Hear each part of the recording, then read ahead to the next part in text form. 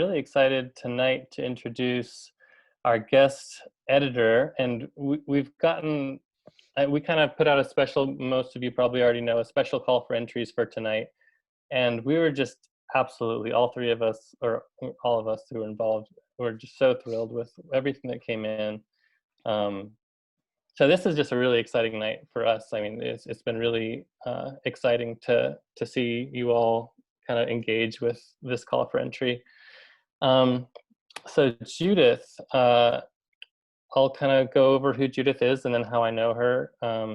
Judith Puckett-Rinella is a photo director / photo editor for, she's been pretty much her entire adult life has been working in the industry, from starting with Black Box magazine, I think, or maybe there's one before that. You can fill me in, whatever I get wrong, let me know.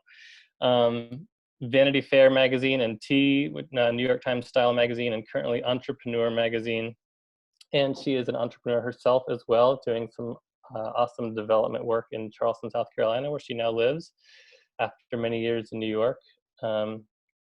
And I met Judith first at an event that Collective Quarterly put on in Darien, Georgia, just south of Savannah. And it was basically a photo workshop that invited photographers from all over to come and create a body of work in, like, I think it was 7 days. And we all kind of just coached them through the process and gave feedback, but really they were just kind of out on their own making work. And it was the most amazing, beautiful, transformative experience. Like, all of us that were involved, I think, felt so just excited and blessed to be a part of the experience. And then again, we were both invited back to another portfolio review event with the same organization, although they've kind of transitioned from being Collective Quarterly to now Charcoal Book Club. I don't know if any of you are familiar with Charcoal. They do like a subscription-based photo book curation kind of thing that you can subscribe to. So they had us out for a portfolio review that they do every year in Gray, Montana at Chico Hot Springs. And so Judith and I were both reviewers for that. And through both of these experiences, it's like you really get to know each other really well over the course of, however many days. It was 7 in Georgia and maybe 4 or 5 in Montana. And so we all became like really tight-knit group of people. But really, I mean, I've gotten to know a lot of photo editors over the years, and there was just something that really stands out to me about Judith. And that's why I wanted to invite her to come engage with this collection. Sometimes I would be able, we'd be sitting near each other and I'd kind of eavesdrop in on like what she was saying to some of the people. And I'm always blown away by her passion that she brings to photography, and the enthusiasm, and the way that enthusiasm is infectious, and the way I would see the people that she was talking to come away really just energized. But that doesn't mean that she pulled punches either. Like, I think Judith has that perfect balance when she's talking about work, where it's kind of like, it's not pulling punches. It is very much getting real about what works, what doesn't, but also really celebrating the stuff that does work. So yeah. You're just talking about that everyone left my table crying. Is that what it was? I mean, it was a good cry. It was a good cry because it was tears of joy. Yeah, I think that's actually probably pretty accurate, and that's the best case scenario. Is like you come away from a conversation feeling like there's work to be done, and you need to put in the effort to get to where you want to be, but also that you have something, and that something is exciting and to be celebrated. And so I really just appreciated that. And so really glad to have you here. Thanks for Thank you guys joining so much. us. I'm so happy to be here. I can't believe how many people are participating today. Hello, everybody. I thought it was just going to be like 6 people, and that's when I said yes. So thank you for tricking me, Susan and Mike. That's great. But it's good to see all of your faces. I know some of you, and those of you that I don't know, I hope to get to know. I thank you for that lovely introduction, Mike. I think that the feeling's mutual. I have a ton of respect for what it is that you do. One of the things that, before I start to share my screen, which is loaded with all 5 images that each one of you submitted, and those that did not submit, you'll get a chance to see what it is that we're looking at. Before I do that, I kind of just wanted to give you guys a bit of a taste of who I am as an editor, and sort of why it is that I make the decisions that I make, and why there's just no time, in my opinion, for bullshit. Is the only way I can put it. I like to just get to the root of the matter and just weed out all the nonsense. And the nice way of putting that is distilling. I like to say that when I work with artists, that I try and distill them down to their most pure essence, most pure form. And I think that evolution happens from that core. As long as you have that core that's really strong within you as an artist, then it just builds and builds and builds, and you can grow from there. One question that we always ask each other at Entrepreneur Magazine, my editor-in-chief says it much more eloquently than I do. He's a writer, but he always talks about the why it is that what we do, and the what, and what's the difference between those two things. And I think that that's very relevant for photographers. As long as the why never changes, the what can change all the time. Does that make sense? So, for example, this particular body of work that you guys submitted to us, the what is your experience during COVID, but the why is what roots you in your creative passion, your innermost driving force for picking up that camera and clicking the shutter. And why do you do it? What compels you every day to get up and do that? Or what compels you to do it when you do it? And why do you take the pictures that you do take? Of course, your subjects are going to change. The what is going to change all the time. But as long as you know that why, and as long as you really feel that why, you know, you're really on the right path to creating extraordinary work. And then the other thing I wanted to kind of talk about really quickly in terms of me as an editor, I want to talk about my tool chest, which Mike's heard me talk about this a million times, and Susan heard me earlier today. But I have this really extraordinary tool chest in my mind that is filled, completely full, in multi-layered tool chest. It's awesome, guys. It's really awesome. I wish I could show it to you. That is filled with photographers. It's filled with super famous photographers that are working today. It's filled with photographers that have just graduated school, or it's filled with, you know, photographers I found on Instagram. It's filled with so many, it's filled with some of you guys that are here visiting us today. And it's really a beautiful thing. So when I think of it, it's something like almost like a treasure box. And it's a culmination of all of my experience in meeting and working with all of you people. And the joy, the why for me is having this tool chest. And I get to go in and kind of sift through it all the time whenever I need a photographer for something. And I'm like, ooh. And it takes me a little bit of time, and I'll get to it. And when I find that right tool for that right job, it's like, that's the magic. That's the moment. That's my why. It's like, yeah. And then I get to have the opportunity to say, hey, I have this thing I want you to do. And then that photographer gets inspired, and then they can take their why and make that why grow and expand. And I hope that, I believe that the relationships that I have with photographers, they push me and I push them, and together we grow, and together we become better at what we do together. So that's my little spiel of my tool chest. And like I said, I'm constantly adding to it. And this experience is no exception to that. I'm learning a bunch of new names and diving into some great stuff. So it's very exciting. Yeah. Awesome. Thanks.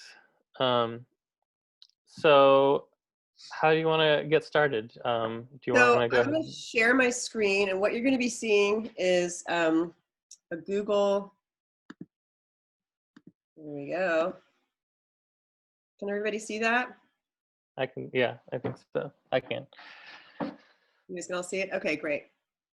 So this is the official submission Google Drive. And what was interesting to me when I first looked at it, I was looking at it on my iPhone.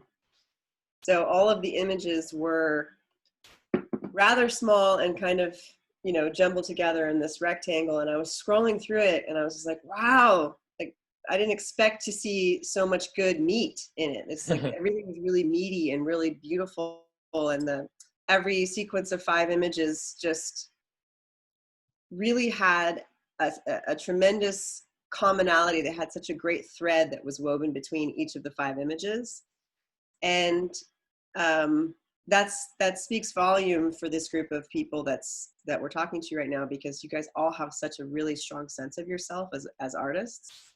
And that is sometimes the biggest hurdle for people who are not just starting out, but just, you know, people from all walks of life. But you guys are already at in this other stratosphere in terms of your craft. And so that's just a delight for me to be able to look through such strong work. And so thank you for that. But I'm just going to kind of scroll through here. And as you can see, it's just in alphabetical order. Everybody here has shared so openly such a beautiful personal experience from your very unique perspective, your lens. And as you can kind of see, I'm just going to go through it rather quickly so you can just get a taste of kind of what it was that we saw when we first dove into this stuff. We were diving in and scrolling through and going, ooh, ooh, ooh, ooh.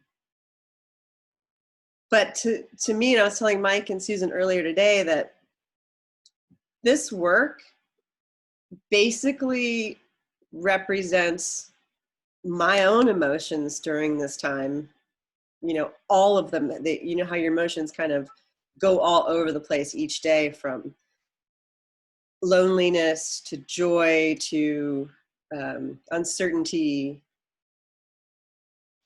to boredom.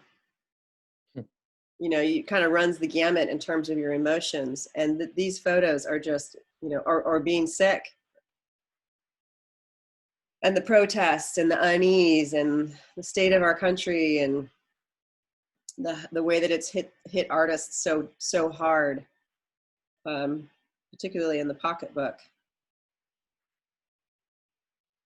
And also, you know, like Chris's work, we'll get into that a little bit later too, just seeing things from a slower perspective. I think we've all, especially in the very beginning, were forced to just slow down.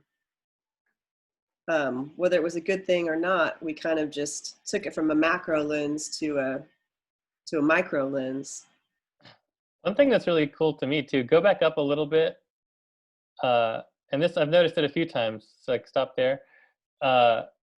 Just kind of when you look at the grid of everyone's stuff together, like to me, the 2 Chris's, Chris Carruth and Chris De Lorenzo, there's this little pocket right here of the horse, and then below that the mountain, and then the other mountain image. And even if you could like kind of draw a diagonal down to Clark Hodgins' picture of the woman in the car, it's like there's these interesting movements and patterns that emerge in this grid that are really fascinating to me. And I noticed it earlier too, a couple places where there was like a conversation happening between the different bodies of work. So it's really fun to actually see them kind of in rows like this. That is cool. Like, I mean, this just, there's Danny's work. It just feels like, to me, these photos just represent so well, you know, my emotions from this time. They're so beautiful and haunting. So I'm just going to keep going, just so you can kind of, I'm just kind of going to go quickly, and we're going to go in and we're going to dive in more depth. So don't think we're not going to just scroll through and ignore it. We're going to get into it.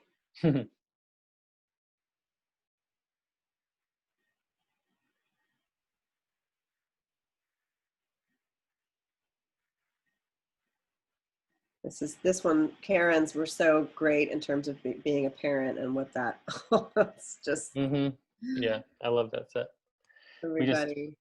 We just did a feature of that, a set of images and some others on our website of hers.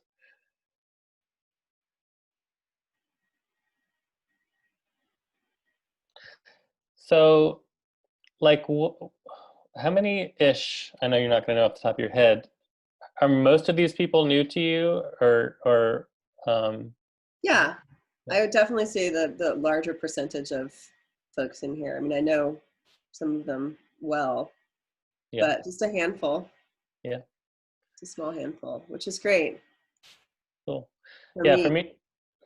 for me it's interesting too, because I mean it's a pretty good mix for me, but I would say, like, a pretty decent percentage of people I've met through this 6 feet kind of engagement and become part of this community. And then also there's people in here that I've known, like, through skateboarding from years and years ago. And so it's pretty cool to see it all come together.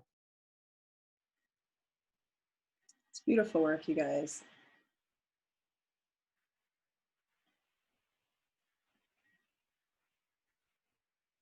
So let's go ahead. We're almost to the very bottom here. So, I mean, it's just, you can see why I was so excited to scroll through, because there's just a lot of good, juicy work in this. And I love that we decided to keep it so tight Yeah. by limiting it to the 5. I think it really just it just weeded out any possibility for it to not be super strong. And I think it just is super duper strong. So we're going to go through, kind of pull out some folks and talk about it. I'm going to start with a photographer named Leslie Granda Hill. And she's up here. It's alphabetical. Let's see, where is she? Here she is. So we'll start here. That's a good starting point. Yeah, this is an amazing set. So I really love this. So something that Susan and Mike and I talked about a little bit earlier too was that as an editor for a magazine, my job wasn't just to create images that I personally love with artists. It was to create work that fits for those brands. So, like, what I was creating at Vanity Fair was very different from what I was creating at T Magazine at the Times, from what I was working with artists creating at Entrepreneur currently. So in essence, I'm a brand ambassador, and I have to create work that fits within those titles. But for me personally, I definitely have favorites and a distinct thing that I look for work that, let's say, I want to own. I want to put on my wall and I want to see it every day. So I really wanted to look at this body of work from obviously that perspective of something that, finding pieces of that I loved and that I wanted to celebrate from a fine art standpoint. And then really giving everybody a more democratic look at it as a body of work. So celebrating the photojournalist side, the documentarian side, not just that fine art note that I personally really love. And I started to glance at everyone's little blurb that they wrote about their work, and then I immediately stopped because I almost didn't even want to know the photographers' names, because I really wanted to just look at the work and let the work speak for itself. And this was one of the bodies of work that I wanted to start with, and I just felt like these 5 images really spoke to me on a couple of different levels. First of all, they're very beautiful individually. But put together, there's a power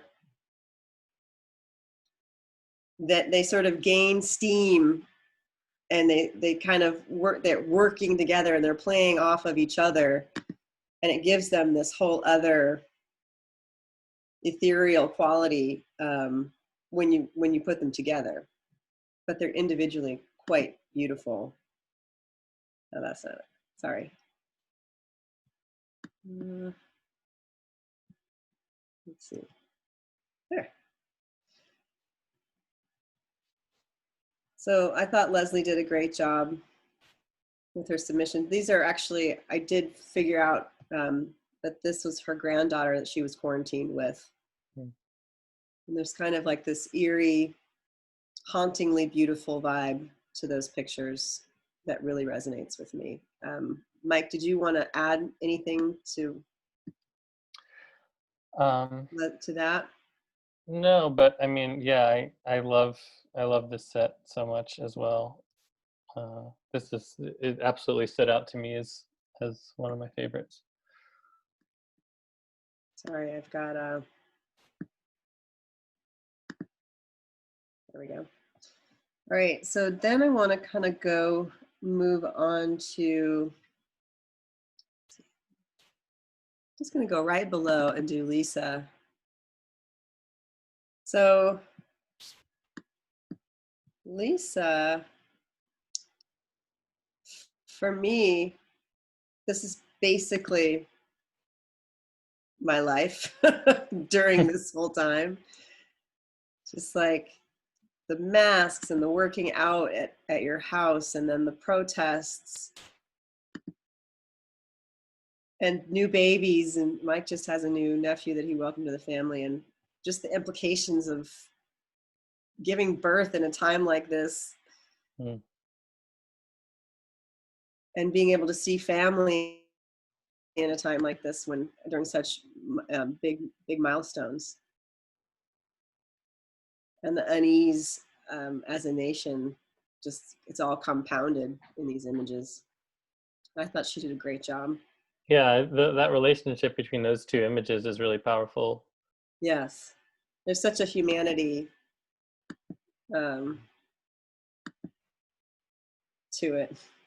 I mean, it's such like, there's something amazing to me that happens in this set, that they are in some ways feel really disparate in like aesthetically, and even in terms of the content. There's a lot spanned here, but to me that actually adds to the power of this set in the way of, like, I don't know if you've ever seen like Baraka or Samsara.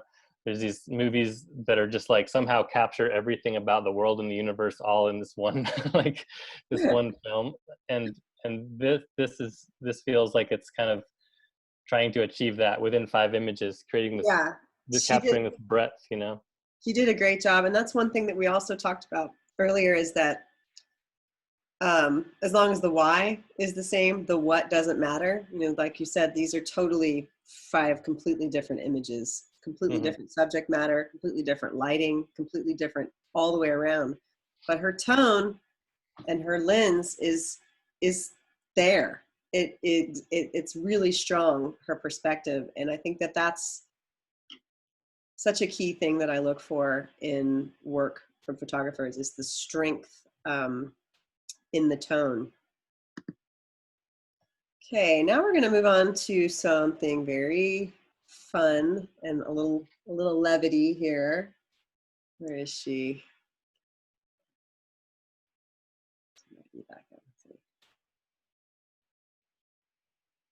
Here she is. Okay, this is Catherine Elizabeth.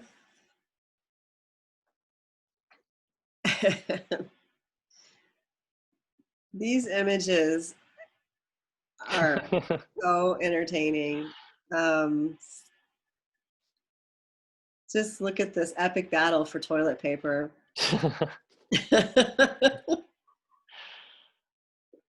I love it. So creative. I would love to hear more about this process. If I do too. Is she here? Is Catherine on the call? If you'd like to join in, we can work on unmuting you. Susan has to do that, but I don't know if she's here or not.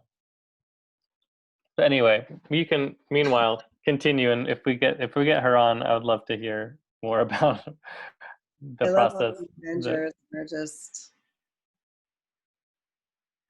this is one of Susan's favorite images because it encapsulates, if you're a parent, this is pretty much the chaos that you have to deal with every day.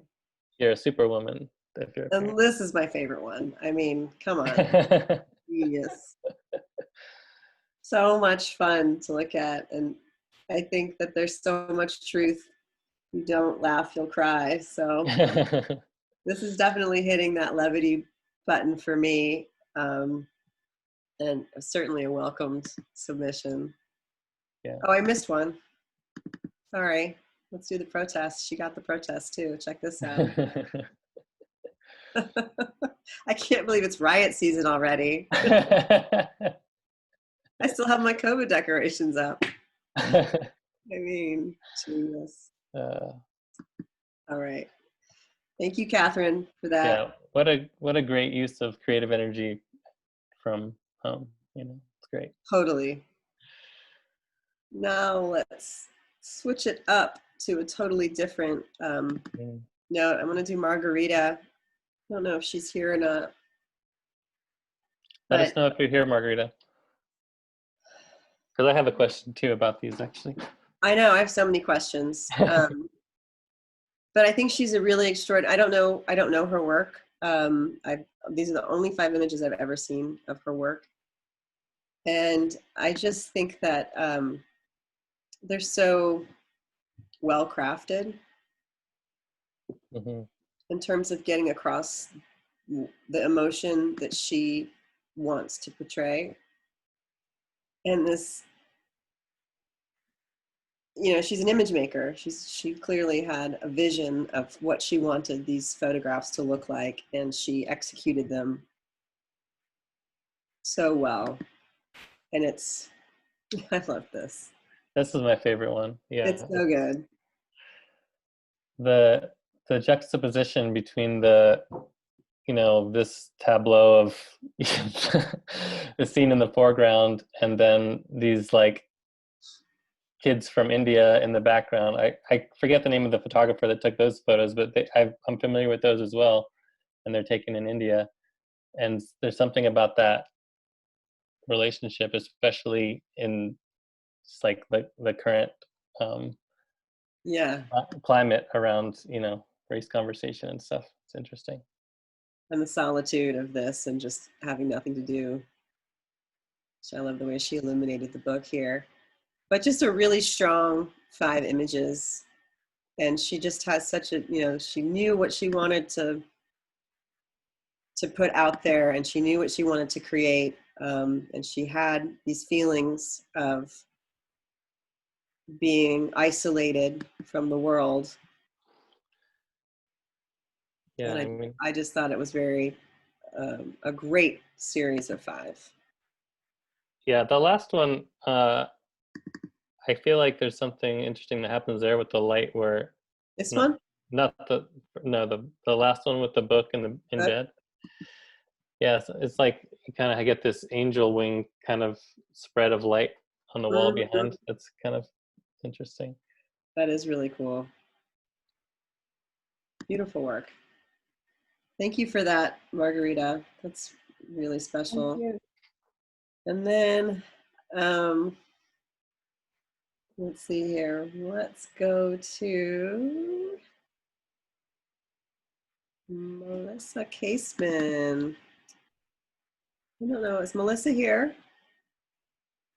She might not be. Melissa's based out in San Francisco, and no, she moved to Seattle. She's out in Seattle now. Just love, this is just like one of the things, like for me personally, that's a little, I think it's a baby bird. Baby robin. Baby robin with a robin egg. Mm-hmm.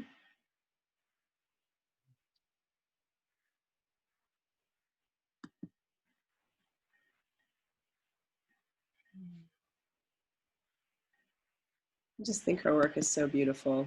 These 5 images are, there's kind of a, they're kind of bittersweet. Mm-hmm. Yeah, that's perfect description for this one especially. And this is, she's really good at documenting her children. And this is what one of her sons wrote. Wow. And that kind of, she did a whole series of things that she found in her son's pockets, and she would just lay the little like bits and baubles of rocks and whatever, like random stuff. And I thought it was such a great way to document your children's growth, and the things from the pockets change as they get older. And she's been really good about documenting. So I was very excited to see what she would submit, and she did not disappoint me. Yeah, the birthday cake is great. I love that. So that's Melissa's work. Thank you, Melissa. Thank you. Now we're going to get on to photographer. Let's see. Sorry, guys. Taking you on a little roller coaster ride. Let's go to Janie. Broadhead. Is Janie here with us today? Don't know. So apparently Janie's been a part of the Life at 6 Feet community from the beginning. Is that right, Susan? Yeah. Okay. She's in the practice groups. For those of you that don't know, we run weekly practice groups that people can sign up for, and Janie is in one of our practice groups. Yeah. But I just thought, Susan brought this work to my attention, and it's very quiet, but it's also really loud at the same time. And there is something just really charming about this series of work, of these 5 images. And we all have different realities from during this time. Some of us are out in the middle of nowhere and everything's closed, and we're with who we're with. That one is so interesting to me with the head popping out of the sand, because it's like has this somber vibe to it, but that's such like it's like this fun activity that you do at the beach, but to create like this somber portrait within that context is really Totally. just amazing. And then this is the final one. But I do love this series, and I felt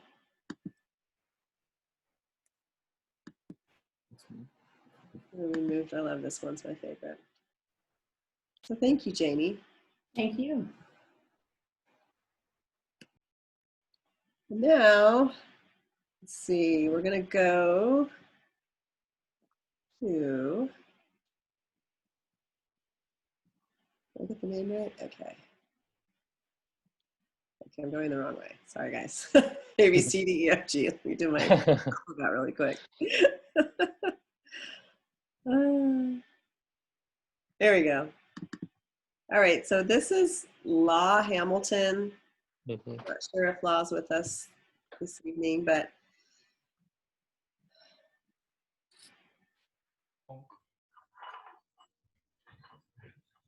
so you kind of don't know what you're getting into. And I would say that this is definitely a must-see series. And each individual picture is not necessarily, can hold its own weight. But as a series, it sort of unfolds and tells this really interesting story with one underlying narrative and many spin-off twists from that. So it's kind of like, boom. Yeah, right. I mean, oh, that's what we're looking at. Hospital sheets. So I'm going to go back again and just we'll do it from the beginning. If you want some information, I can add that. Are you La? Yes, I am. Oh, hello. Yes, please. Hello. Tell us more about this. I'd love Can to you hear about- me? Yes. Michael, can you stop doing dishes? Sure, I'd be happy to. Thank you. So I happened to be in the hospital for a non-COVID related incident when the hospital locked down.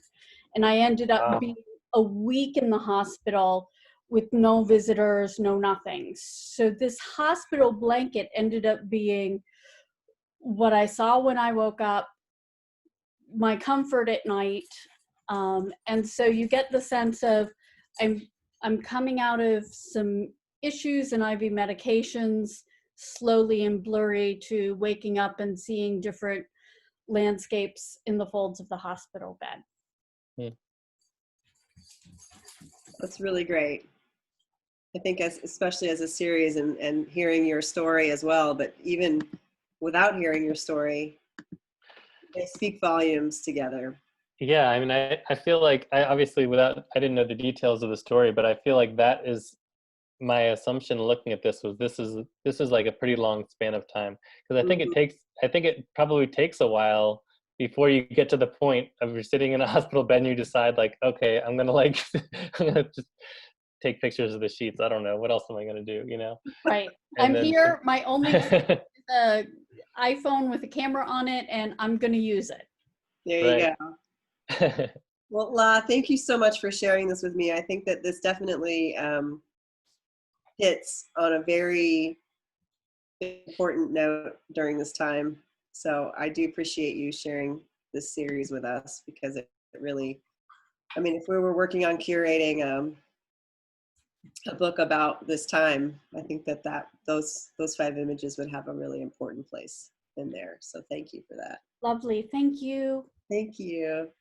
That makes me think of something that is something I always try to kind of remind myself of when I'm out shooting, is like whenever you think you're done, like really do that kind of last, like, okay, what else could I possibly do that would be weird or different, or any, you know, like some really beautiful stuff can be born out of that, like that last thought of like, okay, you know what, I'll just take pictures of these textures or whatever. Oh, I like that, Mike. Just to push Yeah. just to kind of wring out that creative Yeah, rattle, yeah. get that last drop out of there. Yeah. So this photographer is it Eliza or Elizabeth? Eliza Schweitschbach. Am I saying that right? I'm actually not sure. And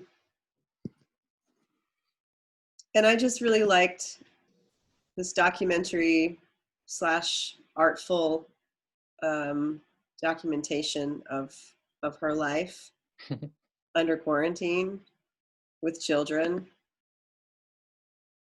I'm here. Hi. Hi, Eliza. Awesome. Beautiful Thank you. series.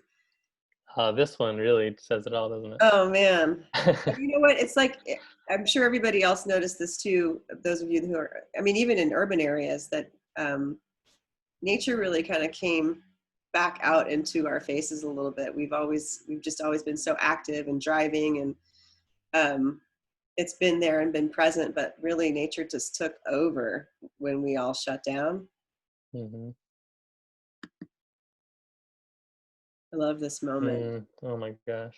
And it's just like how do you, as a parent, you can't really reassure your kids because you have so much uncertainty and you have so much doubt, and this is all happening to everybody in real time. So you can be only so much of a rock, right, before you crumble. You just have to remember to just love. I love this. I love this. This is like every night at my house.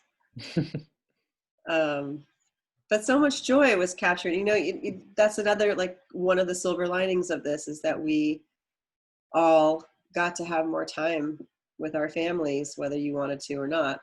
You were forced to. I think, you know, one of the big complaints about people, at least from my perspective, I worked at magazines. I had to go into an office all the time. But I'd always say, I don't get enough time with my family. I'm always at my magazine. I'm always at the magazine. I just wish I had more time Now, of course, I work from home, so there's been a lot of togetherness. But I just love this series. Eliza, did you want to talk about it really? Thank you. Tell us. I just want to say thank you. Also, my last name is Schweitzbach, but my photo, I do Eliza Bell, my middle name, because Okay. Schweitzbach is hard. So Eliza Bell Photography. Okay. But yeah, I will say that Sparrow was trapped in our basement, Mm. and they did get out. But my son came running out to tell me. It's beautiful. And is this your image on the wall also in the background of the one with the crowns? It is from years ago in photo school, and I still have it. And so, yeah, that is. Nice. It's beautiful too. Thank you. It's great work. I really appreciate it. And again, I really feel like, Mike, if you and I were putting together a book, you know, these 5 images from everybody would just be, they all hit such a great note in terms of everybody's experience. Like, yeah, that set does a really amazing job to me of kind of this push and pull between this really tactile, intimate details and then kind of coming out and getting more context and storytelling. And so that back and forth that's how storytelling is done, and it was done really beautifully in that set. I'm going to move on to another really good storyteller here, Clark Hodgen. Saying that right? Is Clark Yeah, here today? Clark's here, right? Hi, Clark. Yeah. Clark. Hi. Hey, Clark. Hi. I love this series. Appreciate it. So I'm going to go through it so all the viewers can see.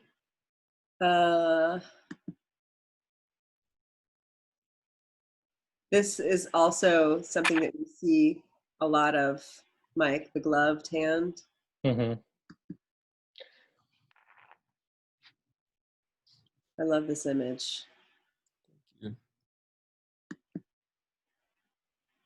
And this to me is, if I had to just honestly pick one photograph out of everything, which I know, I mean, I can't really do that because I can't pick my favorite, but I do love this one very much. I feel like it encapsulates so much of what it is that's going on in terms of that loss of human touch. The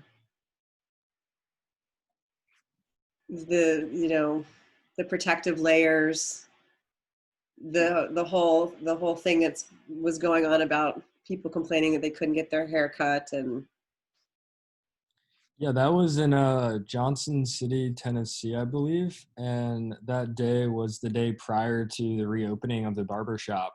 And he was kind of on the opposite sort of like end of the spectrum, to where he was kind of like, things aren't going to shut down again. Like, we need to reopen, like that whole mindset.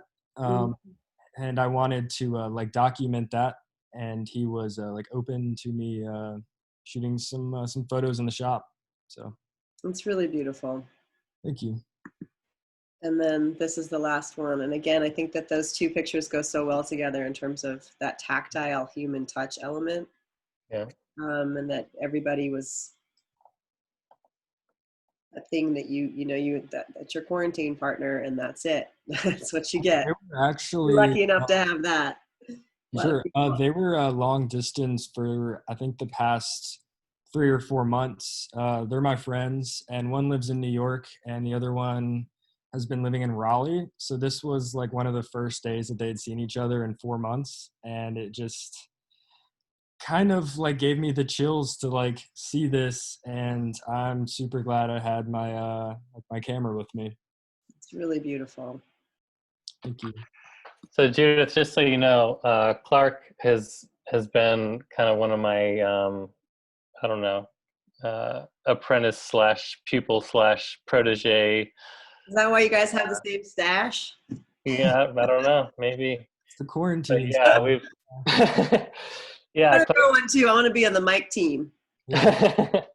So yeah, Clark, I've worked closely with Clark for a good while, and so he's already heard me give all of my opinions on everything he's done. So it was good. I'm glad you picked him. I thought they're great. They're really, really great. And again, it's that thing. Each picture is from a totally different, the what changes, but the why is clearly there. Mhm.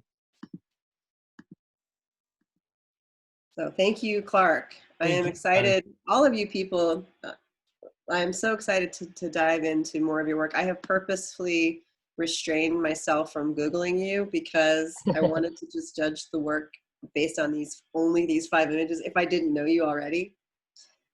So I have been a little curious. So it'll be exciting for me to go through and look at all of your URLs and your Instagrams, because now I don't have to silently judge you anymore. I can just go. So this is a photographer named Chris DiLorenzo. I'm not sure if he's with us this evening or not, but Chris is very young. He's what, like 21 or 22 years old at this point. And he's one of my proteges, Mike. I've been working with him since he was like 17 or 18. Although he didn't tell me he was that young. He told me he's been 22 for 5 years. But he's got the gift, and he's very motivated and driven, and such a unique lens. And so this is what he's submitted from the work he's been creating for the past 4 months. And it's interesting because a lot of his work is very vast. Like this image is more representative, but he's really kind of honed in and gotten very close.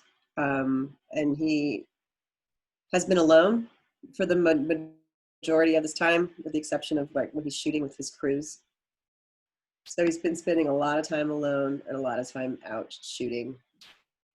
And I just kind of get this like wanderer vibe, and just looking at nature from being very tactile. So he's just kind of removed himself from the city and just has been out alone in that solitude photographing. And I love these images. They're just really beautiful. So those are the 10 people that I wanted to call out. There's a couple of singular images that are worth popping up, and then we can kind of maybe open it up a little bit for some questions. But this is kind of a great one. This is from Danny Fresh, and the postman helped find her rebate, her Trump stimulus check, which she desperately needed at the time. And that kind of says a lot, because that was a common experience that we all had. Unprecedented times. I mean, all the work is so good, you guys. And if I didn't pull out your series, it's not because I love every single photo in here. It's all been so interesting. It's just because we literally just don't have time to go through each and every person's 5, because there's so many. But I'm just so impressed by these groups. There's so much talent here that I didn't expect. This is a very funny one that Susan actually helped me point out. This encapsulates the too much time on your hands. It's so great. And he used his time so wisely, you know, like, hello, this is so good. Thank you, Matthew, for your series. We could scroll through it really quick, because it's all pretty funny. Image. So thank you for that. They're great. And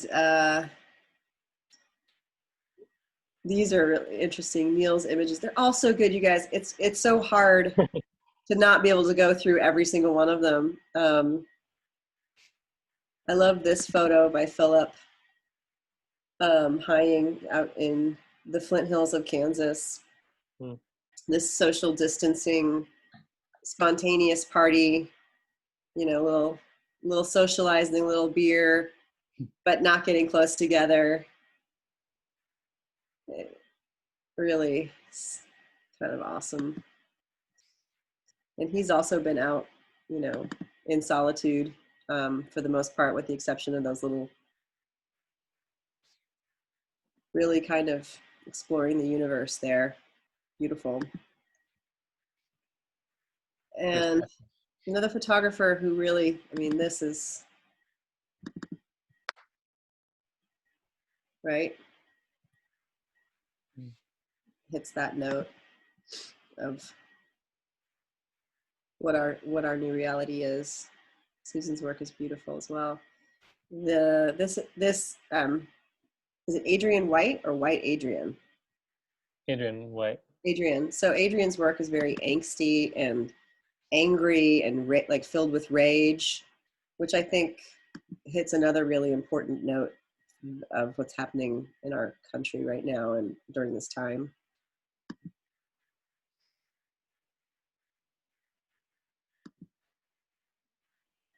A lot of emotion. A lot of like pent up anger and rage. Not this. That's very, not anger and rage. Okay, guys. So what, you guys tell me, where do you want to go from here in terms of the conversation? Mike, did you? You know, one thought I had is if people aren't sitting on really pressing questions, and go ahead and throw questions in the window if you are, I think it's also just so amazing for you to just keep picking out singular images and speaking to what you love about them. And so if the community starts posting a bunch of questions, we can just pause in that process and Sure. answer. So in the chat window, folks, feel free to type any questions that you have, and we'll circle in and out of answering those questions as they appear. Awesome. So it's almost 8 o'clock now, and I have saved myself a little glass of wine. Yay! Anybody else wants to join me? Okay. One thing. Is Catherine Leonard in the? Catherine, are you here? Not here. Yeah, I see Catherine. Can Catherine, you unmute her for a second, and can I ask her a couple of questions? She's unmuted. She should be. Go, Catherine. Catherine. Here. Hi, Jude. Where are you? I don't see you. Hold on. I don't know. Hold on. Oh, there you are. Hi. Hi. Catherine is an incredible editor as well. And Catherine, what do you think about the body of work so far? I mean, everybody's 5 submissions that you've seen.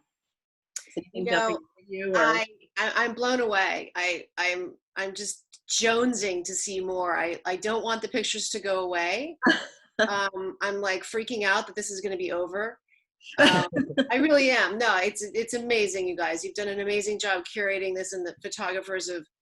Whew, I mean, they did a really good job of self-editing. We did not edit these 5. We just self-edited these 5, and as you know, photographers aren't always the best at editing themselves. So I think usually, but yeah, they've done an amazing job. What really, what I want to say, if I could say one thing, is I really feel like, in the old world that we used to live in, as an artist, or if you're a commercial photographer, especially, you're given a narrative and then you have to go sort of capture it, right? You're given a story you have to shoot around for, or let's say.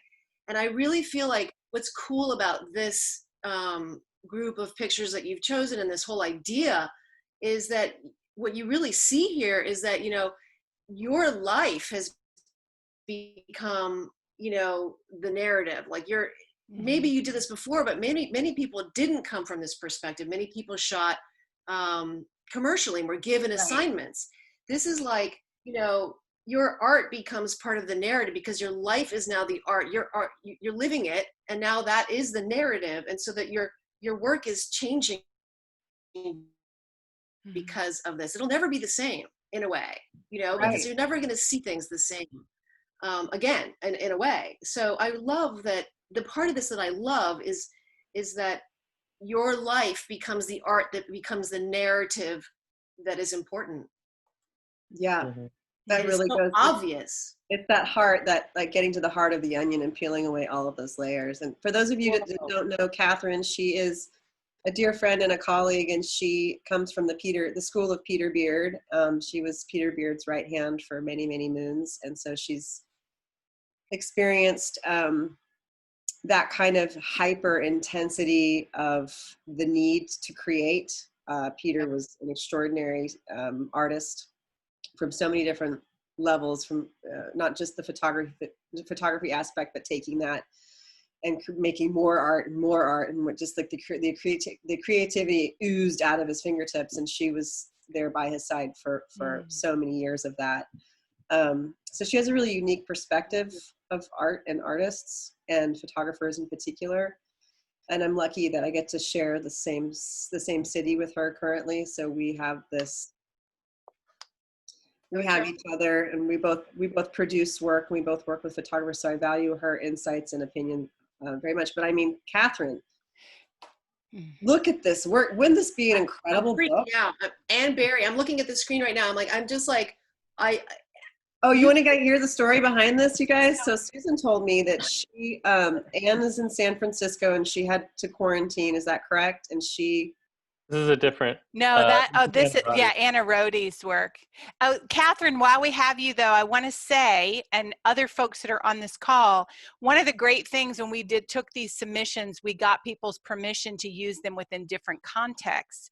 And so one of the things that the 6 Feet Project does is we invite curators and editors. And so if you're excited about this body of work, we would love to invite you to engage it in some creative ways, maybe even we'll just keep building out these 5, and then the next person can come along. So say you were next week, you would look through the same thing and have a completely different set of choices and a different set of reactions. And yeah, no, I'm super stoked about it. I'm reaching out to you tomorrow. No, it's really cool. I think it's probably cool for it's cool for everybody who's on tonight, I think, because we all have been so isolated.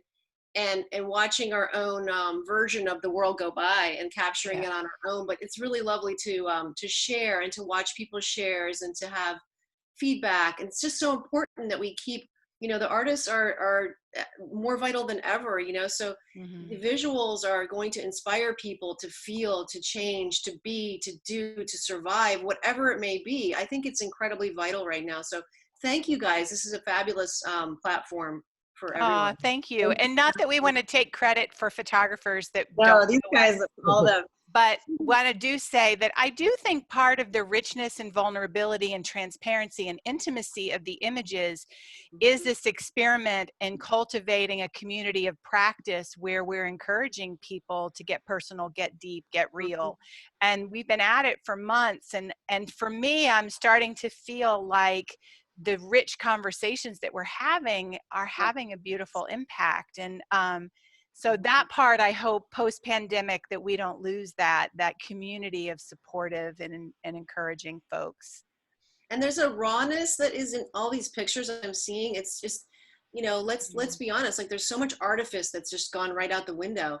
And I love it. Bring it. This is just incredible. It's moving, So thank you, artists. My God. So really quickly, this Anna Rohde thing, she created these landscapes out of a weather, like a marathon blanket, right? Nice. Yeah, Anna, are you here? This story is, I just love this work so much. Please tell us the story. Yeah, I'm here.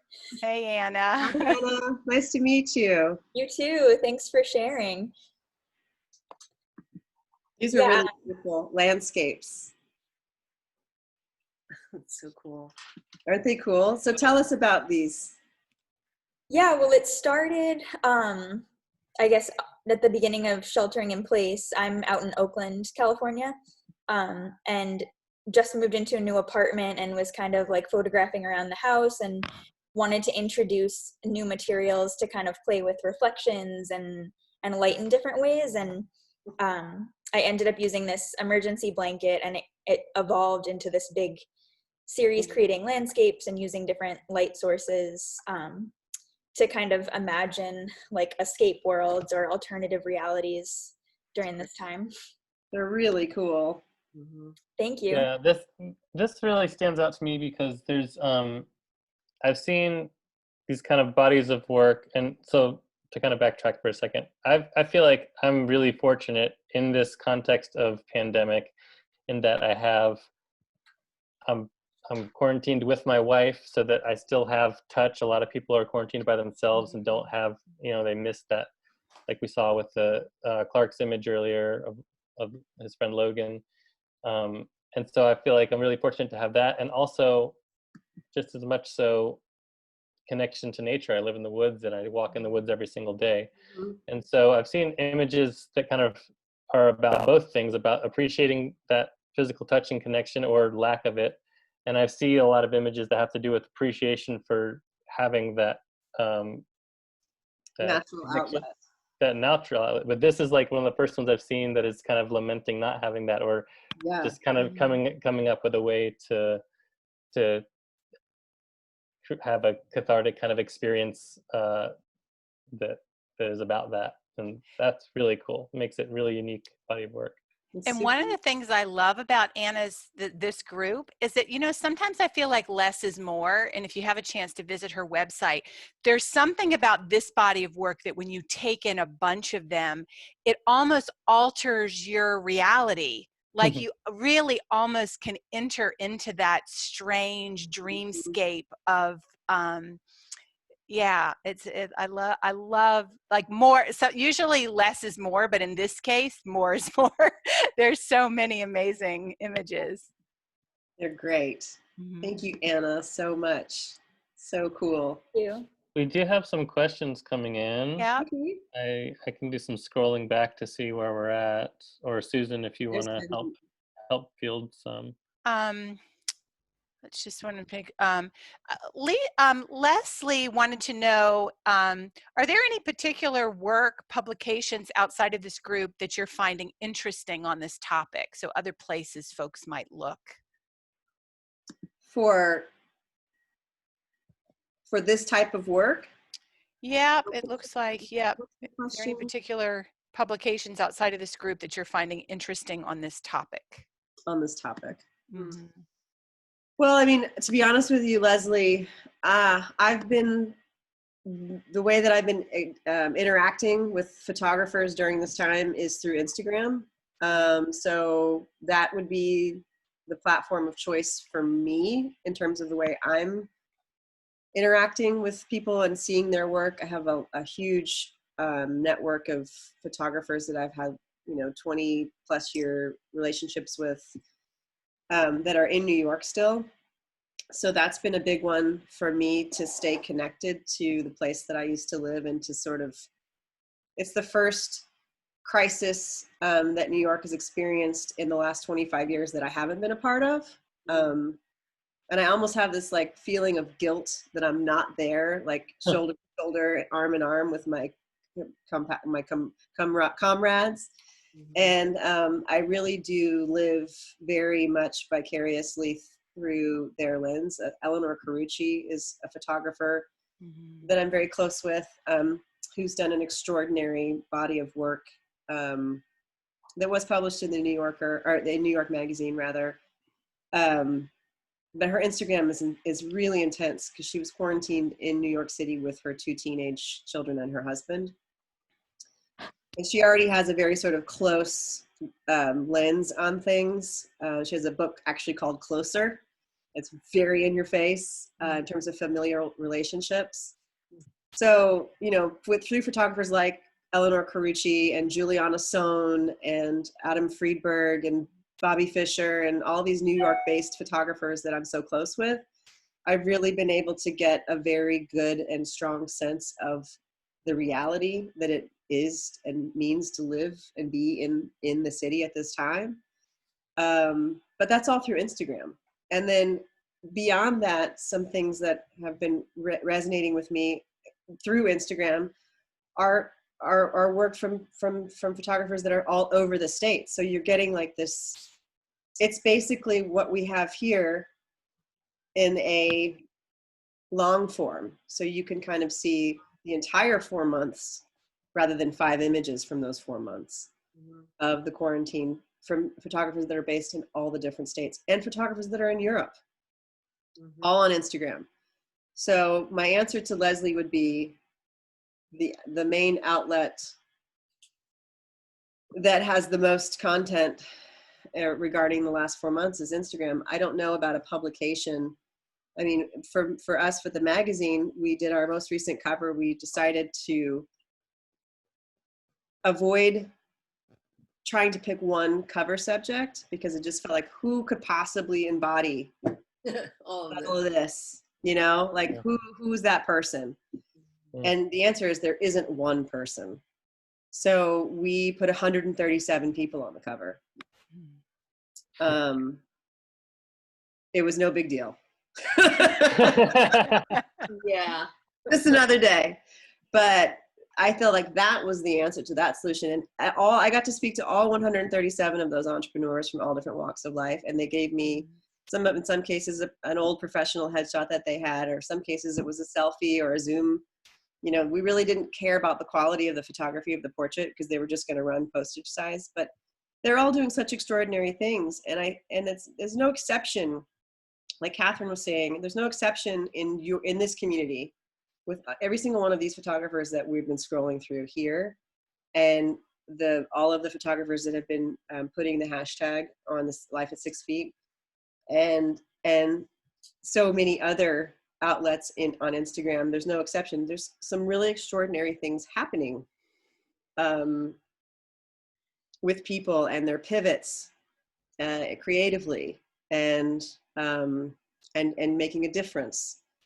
So that's a very long answer to more than the question that she asked. So I'm sorry if I went off track. Is there another question?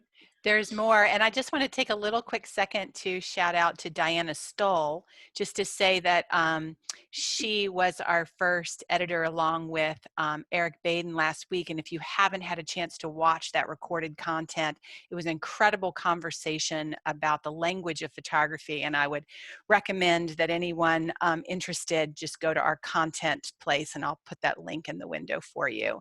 I hope I'm pronouncing the name right. Ariane, I think it is. Do you have any suggestions for someone who has recently graduated from an undergrad art program and is trying to emerge into the real art world during this time?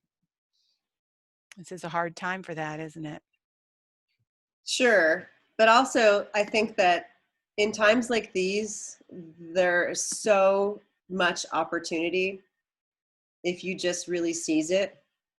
I think that people are having more intimate and personal conversations with each other. Like we talked about this, all the bullshit is just kind of, it's extraneous, it's periphery, it doesn't matter anymore. It's just kind of like, and we're also socially deprived. Like before, I would never try and like get a publicist on the phone. Like I don't want to talk to a publicist, email, like, oh, you know, and now it's like, oh, I can hear their voice and I want to know, like, are you okay? Are you sick? Or did you get sick? Are you healthy? And we have this meaningful conversation. Everything's meaningful right now. There's no room for anything that doesn't mean anything. And I think that, is it Ariana? Who's the person that asked the question? Yeah, I think it was Ariana. So Ariana, the answer to that is, you know, now's the time that it's like the wild, wild west to seize opportunity. This might be a great time to reach out to a gallery that you've had your eye on, that you respect. I mean, they're not doing anything. Maybe they're not open. Maybe they're desperate to have a conversation with someone too. Maybe you're that person that just calls and you've done your homework and you know about this gallery, you know about the curators, and you have something to offer them of value. You're not asking them to give anything. You're offering something of value. So I don't know. I don't think that to look at this as being like a prohibitive time from doing anything. I think this is the time when anything is actually possible. And I think you just need to reframe that perception box. Everyone, all of these artists that think that, oh, no one's hiring or no one's doing this, or well, what can I do to change that narrative?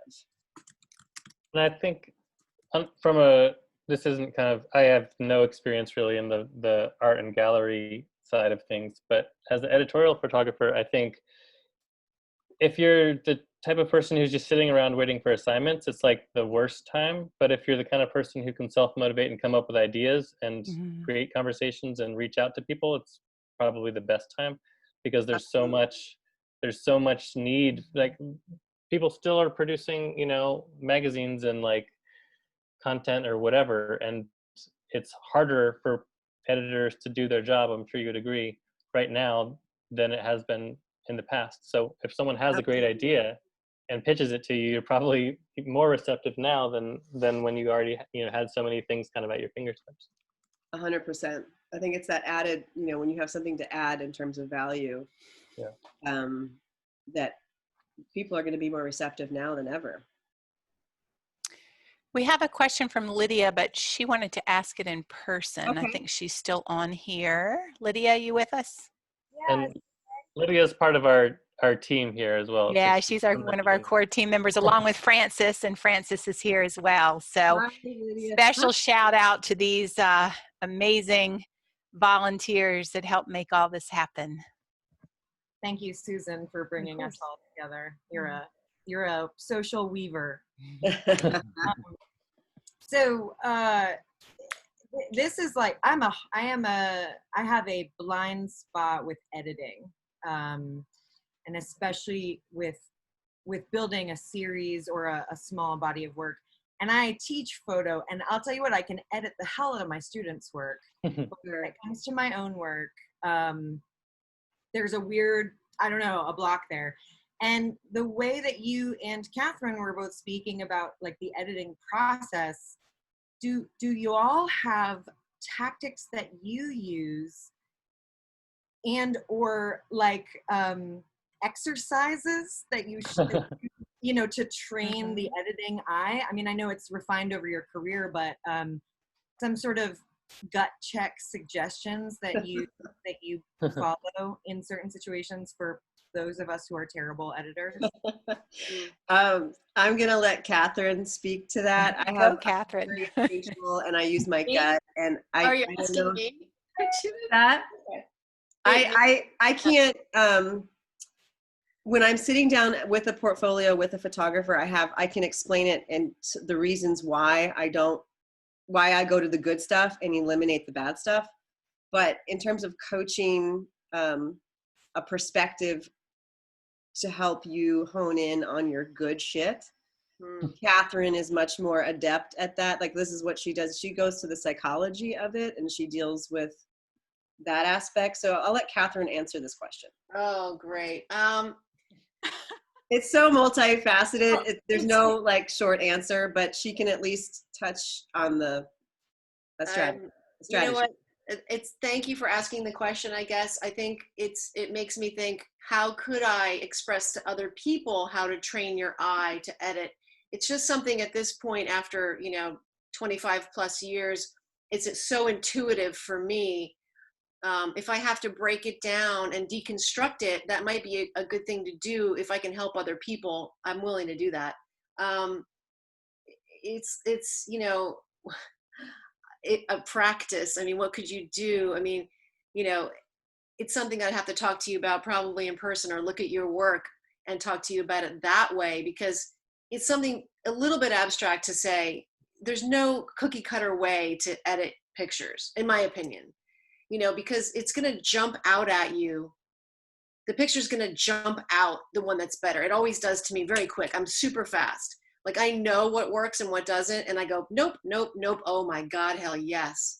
But I'd have to look at a picture. You'd have to show me a picture, and then I go, why? And then I would tell you why. Maybe I'll do it. Maybe I'll come on here and, well, that's what we'll do. I don't know, but I'm happy to do it. I love it. It's my passion. But if there was a perfect formula, that would be sad. Like, I really do think it needs to be intuitive. I think you do have to look picture by picture and know, the difference. And if you have to be commercial about it, if it's for a commercial situation, like, you look at your audience, like if it's your personal work, it's from that perspective, and it's different. If it's you're editing because you want to blow it up to a certain size and it's for fine art, that's another way to edit.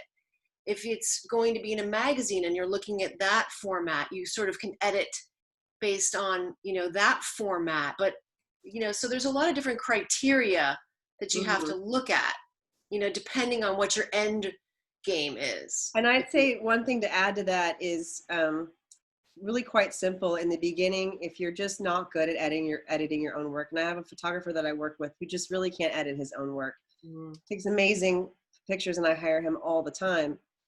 But he does the buddy system. So you just got to find a buddy that, just like you can edit your students' work, no problem, lickety split. Like, you got to find that buddy, that fellow colleague who can come in and just like school your shit, just be like, yeah, okay, I mean, okay, when in doubt, not working. These 5 images are awesome. You got to have a buddy system. And if that doesn't work, and if you're really looking for some kind of like deep, huge dive overhaul of an edit, then you need to work with a professional like Catherine. Or someone like her.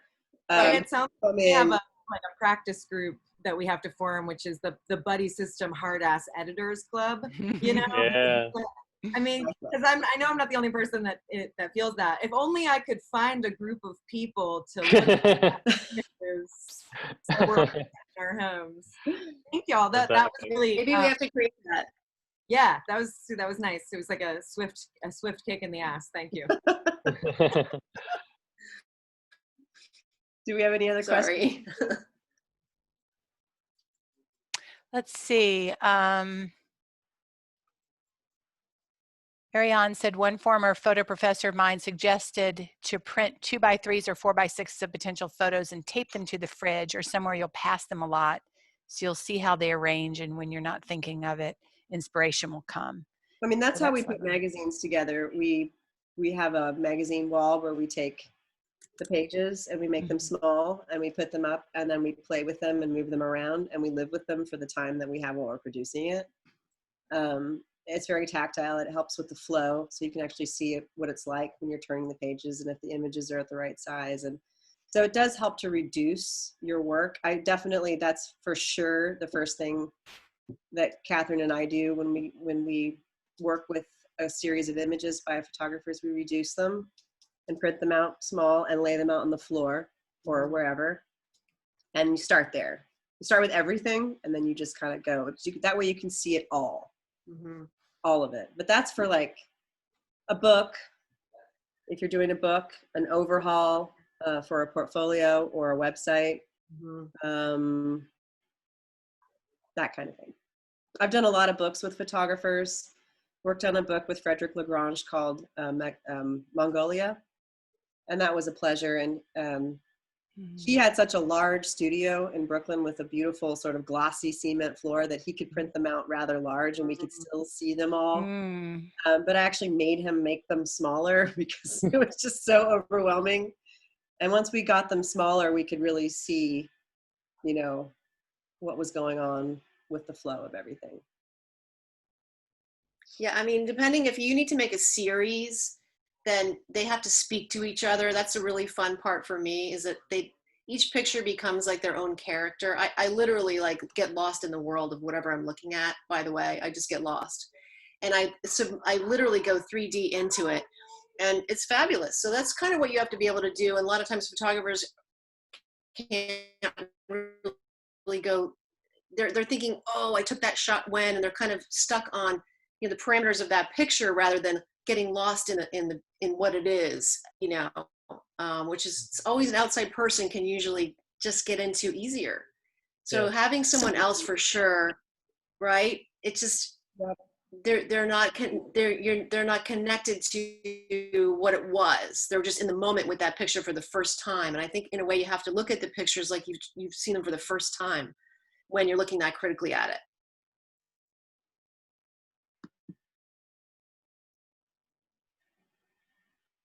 Were there any other questions, Susan, that we can get into? There's lots of comments, which I will send you the comment stream as we, which is always so fun for the folks here, because people have been saying all kinds of wonderful things to you and about you. So we'll send you that wonderful chat. So yeah, we'll keep you.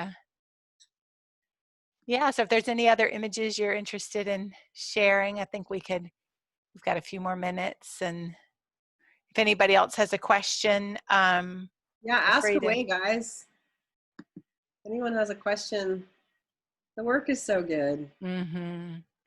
A couple things I would love to say is that, one, I'd love for this to be a book. And so there's a bunch of us on here and collaborative creative minds coming together. One of the things we're pursuing a couple of publications right now to see if they want to come on and actually curate live and put together a small group for their publication. But we would love for someone to edit and put together the body of work. And for those of you who haven't gone, the hashtag Life at 6 Feet, one of the things we love about the visual democracy space of that is you might be looking at a photograph from Ed Cashy and then somebody's grandma who just got her first iPhone. And you're scrolling through there and the collection is just so intimate and beautiful.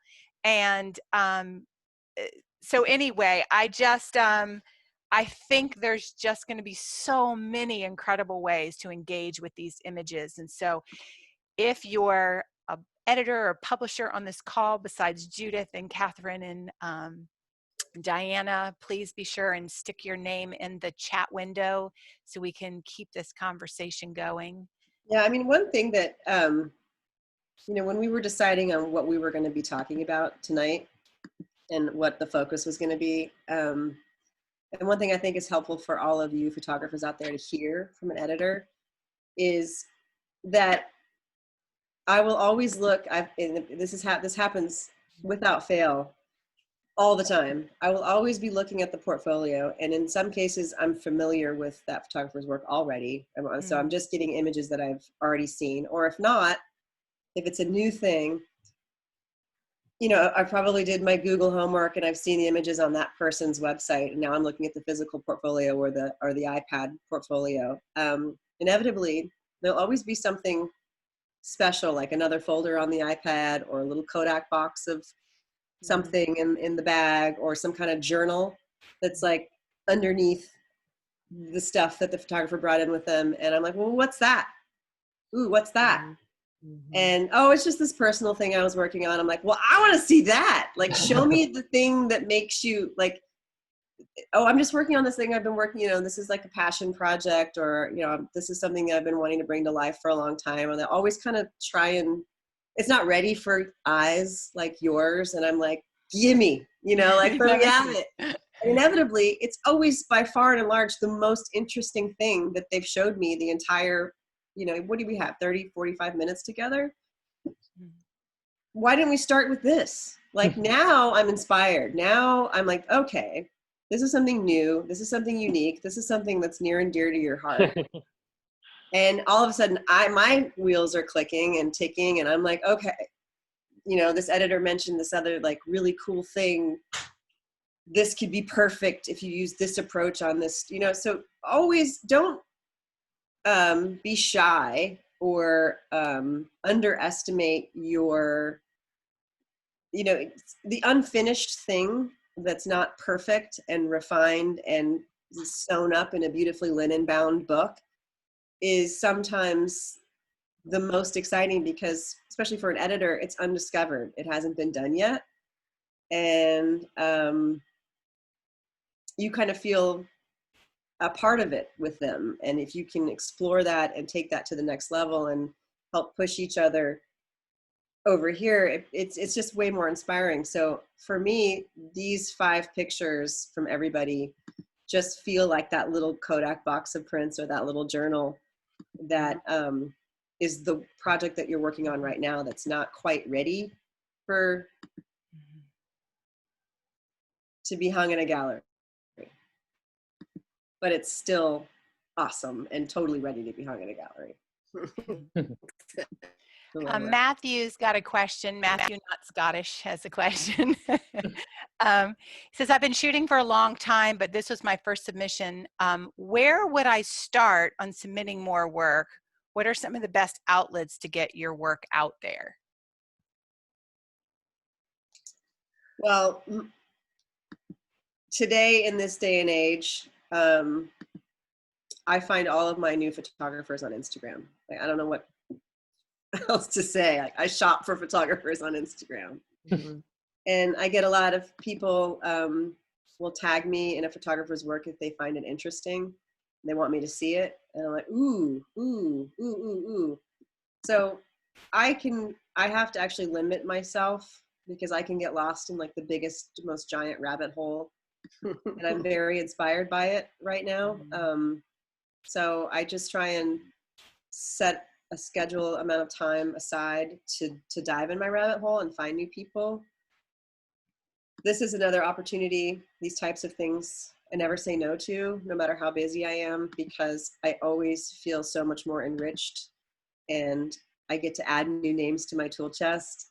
And that's the reason that I do this. So, you know, the Charcoal Book Club is a great place. That's where I met Mike. There's a lot of things. I mean, Instagram is my favorite, but because it's so far reaching. And you know what, if you know of something like Life at 6 Feet, or if you have been following someone on Instagram that's like a book publisher that you admire, or a gallery that you admire, you know, if you start engaging with them socially, that's a good way to get to know those people as well. Mike, do you have thoughts on that? Well, I was just gonna say, like, I think the big epiphany that happens whenever I have like photographers that I kind of mentor is people just kind of think there's this wall between them and like industry or editors or curators or gallerists or whatever, and there really just isn't. Like, no. The contact information is for the most part accessible, or maybe if you know anyone who's worked for publications you're interested in working for, or shown in galleries or book publishers or whatever it is that you're trying to kind of break into. If you know anybody who's had any kind of contact within that industry, you know, you can kind of ask for an introduction or a contact. And for the most part, like, that's what I love about photography.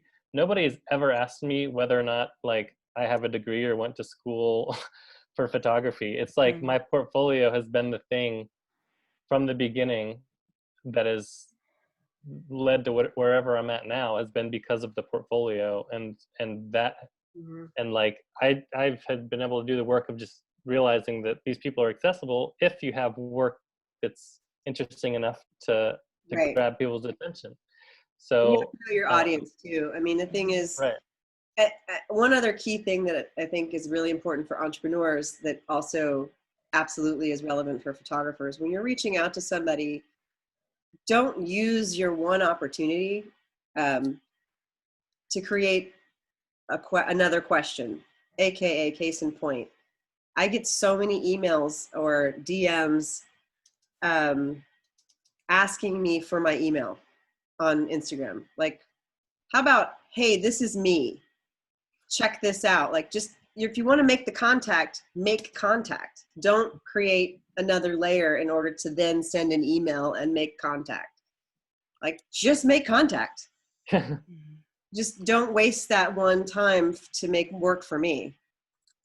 Like, just introduce yourself and say hi and show me what you want to show me, and tell me how you can add value. What do you have that I can use in my tool chest?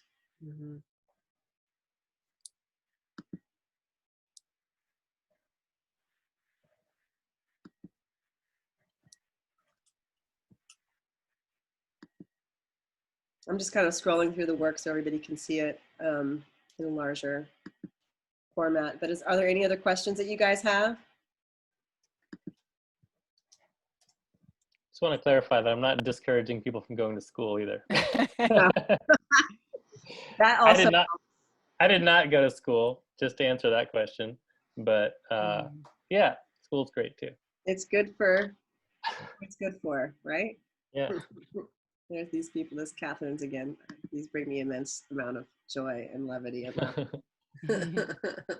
Does anyone else have any other questions? I feel like we've kind of gone through all of the work, and I'm available if you want to show me more of your work. I'm gonna dive in. There's a few people here that I want to get to know, and since I can lift the no Google restrictions now that this is coming to a close, I can Google you and look at the rest of your work. And we're assigning again, which is so exciting.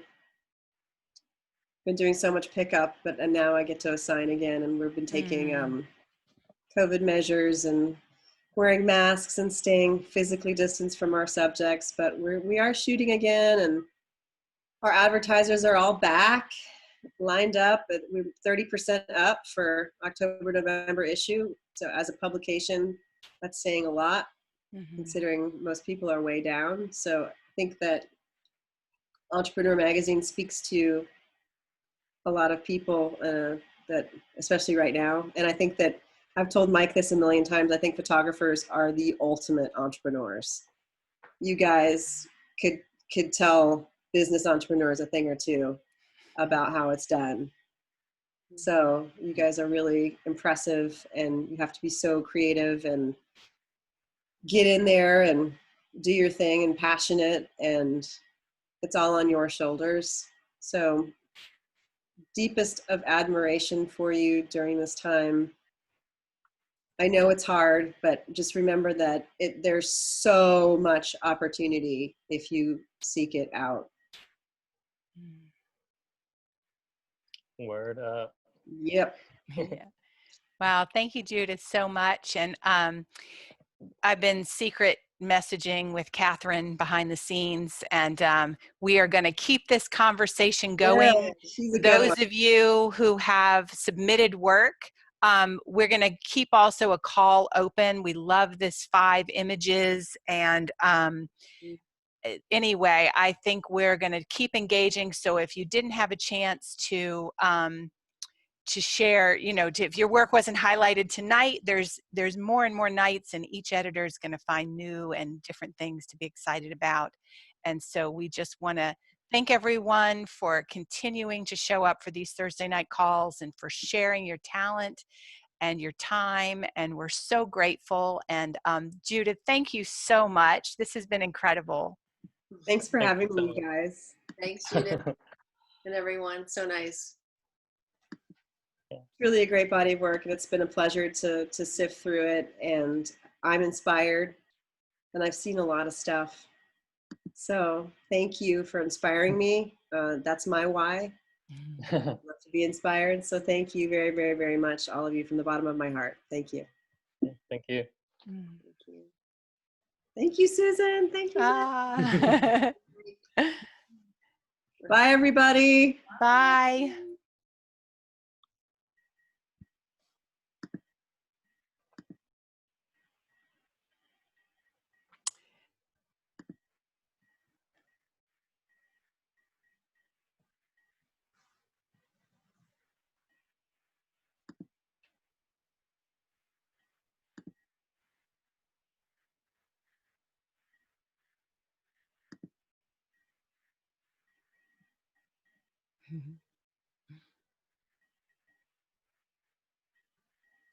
I love seeing folks' children. We'll get to see. There's Leslie's daughter.